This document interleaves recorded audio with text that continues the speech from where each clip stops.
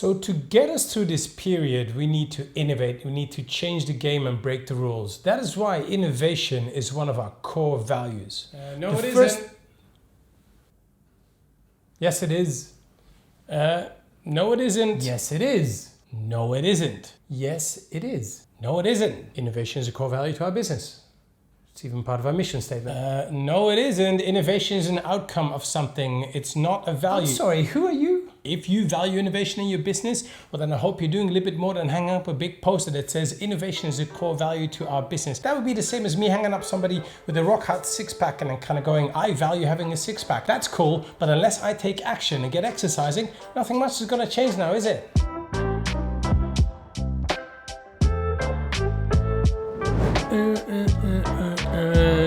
Hi everybody, my name is Yuri. This is the Magic Sauce channel where we talk a lot about facilitation for innovation. Innovation is a core value to our business. I've heard this so many times, and the fact that in 2020 people still say this without having much action, without having much behind it, it just becomes a kind of a useless, pointless statement and like a poster that hangs up somewhere in the pantry. And besides, what does that even mean? Innovation is a value. It means that you value innovation. Cool. Well, who doesn't? Everybody values innovation. Everybody values being successful or being fit or having money. Those are things you value, but it doesn't help you with innovation. Nothing will come out of it if it's just a value. And it's also quite dangerous because if you just end up talking about it but not really doing anything about it, you can create cynicism from within. You can get teams that say, yeah, we talk a lot about innovation, but nothing really changes around here. We can't really do anything new and different. We can't challenge any of the rules. And by the time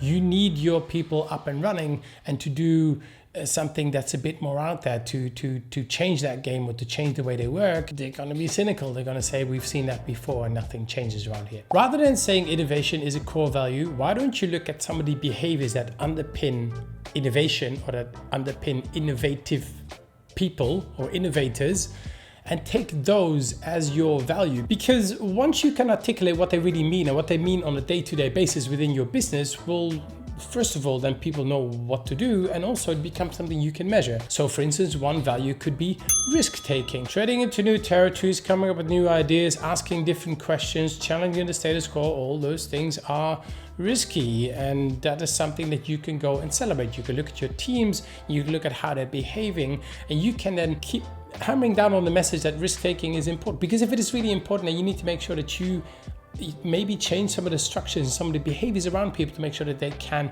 risk take, and then you reward it, for instance. So risk taking could be a value. Another value could be seeking diversity. Again, something which you can go and measure. Do you have diverse teams working on challenges? For instance, if you have an innovation lab with an innovation team with people with special titles and on their card it says innovation, well, is that diverse enough? Why are you not including people from different parts, from all corners of your business in your innovation initiatives? That is seeking diversity. That's also seeking diversity in opinions, in ideas, in insights, and just different points of views which are necessary to break patterns and to come up with meaningful new things. And another thing you could value is experimentation, is rather than theorizing about what's right or what's wrong, or what will work or what doesn't work, it doesn't matter. Go test it. Find lean, simple, and quick ways to test whatever theory you have, whatever new packaging you have, whatever new strategy you have. If you create a culture of experimentation where people just get used to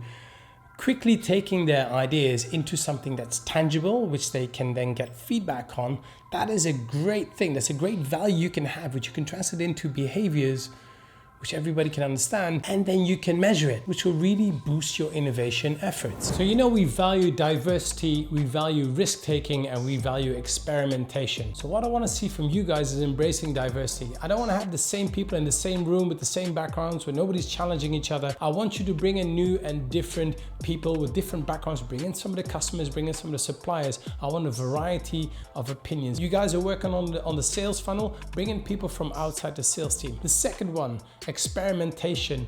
I've put some money aside, I've given you all some budget to experiment. So the next time you come to me with any kind of idea, I want you to show me what experiments you've run. I want to see how this tested in the real world in whatever lean and simple way that you can. And then finally, a level of risk taking. At the end of the year, we're going to be looking at all of you and going to be saying how much risk did you take. So for instance, in terms of bringing in these different people, trying new and different experiments, trying out new and different projects, how much risk are you taking? Because those are the things that we really value in this organization, and those are the things that are going to get us further faster. Hey, thank you for watching. Here are a couple of videos you should watch next.